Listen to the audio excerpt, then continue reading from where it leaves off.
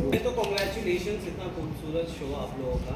Thank you भाई। तो सबसे पहले जो मैं आपसे जानना ऑफ चाहूँगा कोर्स, तू तो मेरे पे कि दोनों कैरेक्टर्स में रिजेम्बलेंस नजर आ रहा है, तो कुछ एक्स्ट्रा मेहनत करना पड़ा। कौन से कैरेक्टर्स? इसके पहले वाला जो शिवा था हाँ। और सचिन था, दोनों ऐसे ही शुरू हो रहा है। हाँ। तो जितना प्यार उससे मिला था उतना ही प्यार शिवा को भी, सचिन को भी मिलेगा। और प्रिपरेशन में क्या कुछ एक्स्ट्रा करना पड़ा? यार प्रिपरेशन में तो बहुत कुछ एक्स्ट्रा करना पड़ा बिकॉज ये महाराष्ट्रन बैकग्राउंड है, मुंबई की कहानी है, इसका रहन सहन, इसके बोलने का तरीका ही पूरा अलग है। पंड्या स्टोर एक गुजराती बैकड्रॉप था और एक अलग ही कहानी थी। तो मैंने एक, जो आपने सेकंड प्रोमो में देखा भी होगा, एक लिंगो दिया है इस कैरेक्टर को मैंने, सचिन को, कि मतलब ये साइली ये काय रे वैसा वाला। मतलब हमारा पैन इंडिया शो है तो एक टिपिकल मराठी जोन में नहीं घुस सकते, पर कोशिश की है कि थोड़ा लुक के साथ खेले, थोड़ा स्वभाव के साथ खेले। तो मेहनत तो बहुत की है एंड आई होप लोगों को अच्छा लगे। एस आपने बोला लकी है, तो एस बहुत लकी मेरे लिए रहा है हमेशा मेरे करियर में।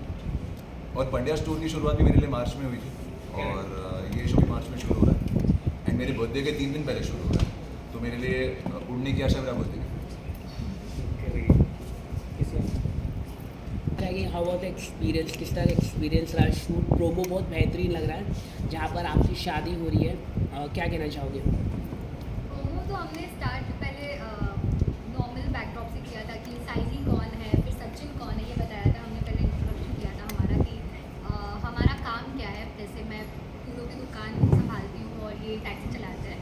और उसके बाद जो मम्मी या पापा होते हैं हर किसी के, जिनका सपना होता है कि बच्चों की शादी कब होगी, और स्पेशली फीमेल चाइल्ड जो होते हैं उनके लिए, तो मैं बस आजकल वही दोनों दिखाते के साथ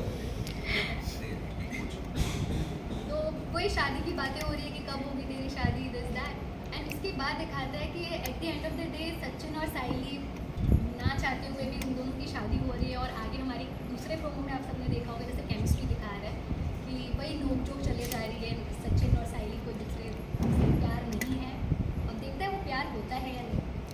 बिजनेस के बारे में, आप बिजनेस करना चाहती है तो कितने आप एक्सपर्ट थे बिजनेस करने में? कुछ अगर आप बता सके तो। अरे एज नेहा और साइली देखो, वो तो बहुत मल्टीटास्किंग है, वो बहुत सारे बिजनेस संभालती है बिकॉज उसे बहुत सारी रिस्पॉन्सिबिलिटी होती है। उसे अपना घर चलाना होता है, भाई बहनों को संभालना होता है।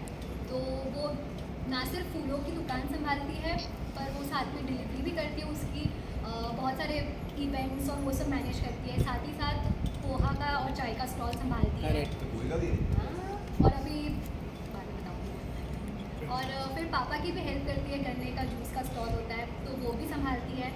और बीच में एक प्रॉब्लम आती है जिसकी वजह से किसी के घर काम करने भी जाती है। So she is doing a lot of things.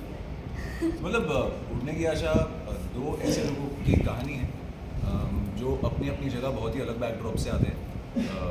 साइली जो है एक बहुत ही हम्बल, मतलब चौल एरिया में, चौल में रहती है। सचिन जो है उसके डैडी एक लोको पायलट ड्राइवर, ट्रेन चलाते हैं। ये टैक्सी चलाता है और अपने बाबा से ये सीखा है कि कोई भी काम छोटा नहीं होता।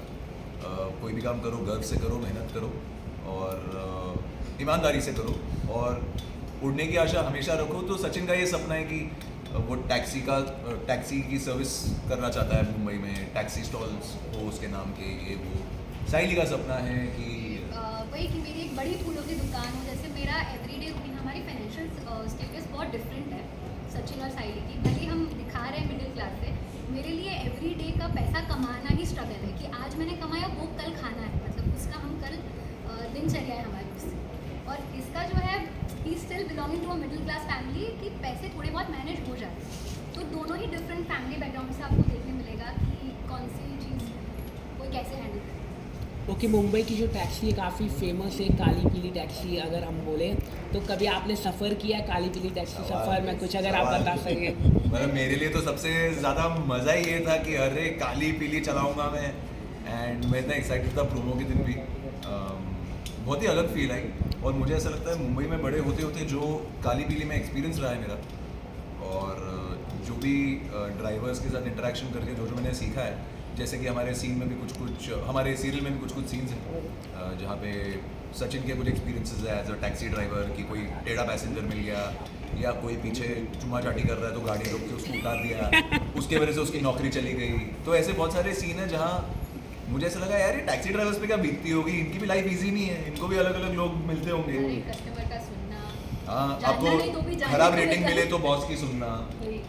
तो ऐसे कुछ छोटे छोटे नुआंसेस और सीन्स हैं इसमें जो सचिन की लाइफ में भी इंसिडेंट्स होते हैं। तो काफ़ी एक्सपीरियंस है जो मुंबई में रहा है मेरा, जो मैं इस शो में यूज़ कर सकता हूँ। Neha and Kamal, what kind of equation do you both share? Very bad. On screen and off screen both. Very bad, you don't know, We hardly get scenes together. You know. So In initial general also और वैसे भी। नहीं मतलब सही है। I think we bonded right from the word go. Quite हाँ हाँ, quite comfortable. issue as such, space नहीं मिला। तो वैसे चिल है, she is a sweet and a hard working girl. And promo specially देख के हमें बहुत अच्छे रिस्पॉन्स आए हैं, क्योंकि हमने इनिशियली कुछ आउटडोर सीन्स किए जो साथ साथ किए, बिट्स एंड पीसेस अभी बीच बीच में हमारे सीन हुए हैं, क्योंकि मोस्टली हम फैमिली वाले सीन्स कर रहे हैं अभी, जब तक हमारे रास्ते मिलते हैं और क्रॉस करते हैं पाथ। तो जितने सीन किए और जितना अभी तक किया है, मज़ा आया और बहुत ही कंफर्टेबल वाइब। प्रोमो जो सेकंड वाला है वो काफ़ी वायरल हो रहा है। उस प्रोमो में हमें सचिन के 2 रूप देखने मिल रहे हैं, and all of sudden and में पहले तो बड़ा ही केयरलेस सा बंदा, फिर ऑल ऑफ सडन अपनी बीवी को लेके इतना केयरफुल हो जा रहा है। सो पर्सनली कवर कितना रिलेट कर पाते हैं उस किरदार से, और कौन सा साइड आपका है? मैं दोनों। तो ये सवाल ना कल ही मुझे किसी ने पूछा कि सचिन आपके जितना कितना है, तो मैंने बोला, मैं पंड्या स्टोर के टाइम बोलता था कि शिवा ना कुछ कुछ मेरी तरह है, गुस्से वाला एंगल छोड़ के, करेक्ट। पर यहाँ मैं बोलता हूँ सचिन मेरी तरह ही है। तो मतलब मैं भी कई बार ऐसा हूँ कि काफ़ी चीज़ें बताना चाहता हूँ पर कुछ सोच के फिर मैं अपने पास रखता हूँ और मैं नहीं बताता, या एक्शंस में दिख जाएगा मेरे। जैसे अभी आके मैंने आपको प्यार से ऐसे मारा, तो मेरी आपकी मुझे बोलने की ज़रूरत नहीं है ना दैट आई लाइक यू, तो एक वो बॉन्ड है। तो मेरा ऐसा ही है, मेरे एक्शंस में दिख जाता है। नेहा, आपका ये फर्स्ट टाइम स्टार प्लस के साथ कोलैबोरेशन है, और तो वो तो दिग्गज है, ये तीसरी बार वो एंगेज हो रहे हैं। क्या कुछ गाइडेंस मिला कि चैनल वालों से ऐसे बात करना, ऐसे डील करना, उनके हर टर्म्स को एग्री मत कर लेना?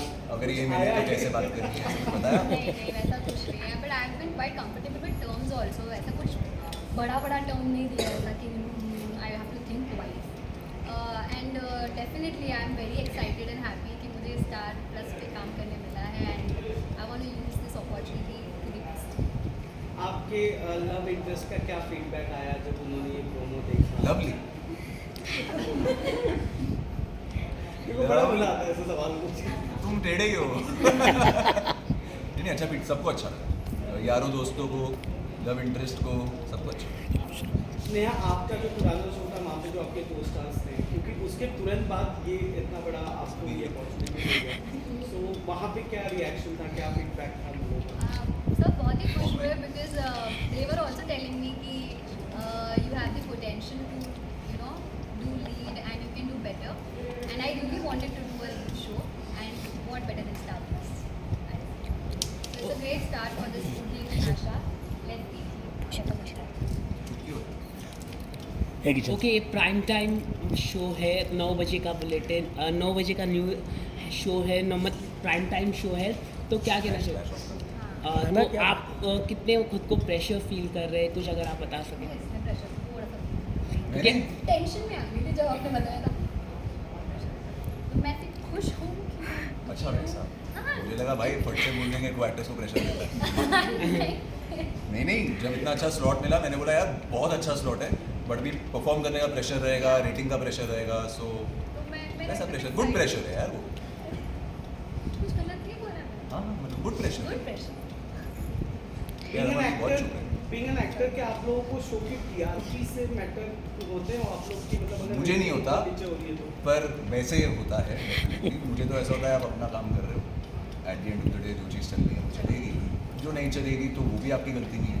आप as an actor It's always a teamwork, I think. It's Yeah. not just we who are performing, but a lot of things. It's just not and as an actor you can come do your job, बाकी जो चीज़ें आपके हाथ में नहीं है वो हाथ में नहीं है। अभी कल को अगर शो टच वुड ब्लॉकबस्टर हो जाए तो मैं थोड़ी ना पूरी क्रेडिट लूँगा या ये थोड़ी ना पूरी क्रेडिट लेगी टीम। ब्लॉकबस्टर होगा, क्योंकि जिस हिसाब से प्रोमोस को प्यार मिल रहा है, हाँ जिस मज़ा आने वाला है। बिकॉज आई थिंक हमारा शो बहुत ही नेचुरल जोन में ले रहा है because with respect to makeup hair costumes And scenes also.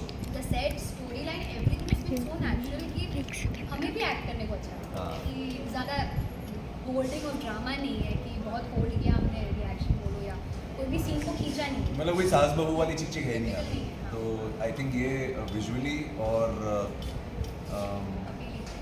Visually बहुत अपीलिंग लगेगा लोगों को और लोग बहुत जुड़ेंगे और बहुत ही सिंपल तरीके से शो बनाया जा रहा है बहुत ही सिंपल तरीका है इसका विजुअली और वो आपको एपिसोड्स में देखने मिलेगा सो आई थिंक मैं तो 12 मार्च का वेट नहीं कर सकता कि लोग देखें और बताएं देख के कैसा लग रहा है क्योंकि प्रोमो से जो प्यार मिला है मैंने पर्सनली नहीं सोचा था कि ऐसा अचानक फीडबैक आ जाएगा मुझे लगा ठीक है स्लो बर्नर होगा धीरे धीरे पिकअप होगा बट धड़ाम करके मतलब टाइम भी नहीं मिला प्रोसेस करने के लिए कि इतना प्यार मिल रहा है Correct. तो अच्छा लग रहा है बस थैंक यू Thank you.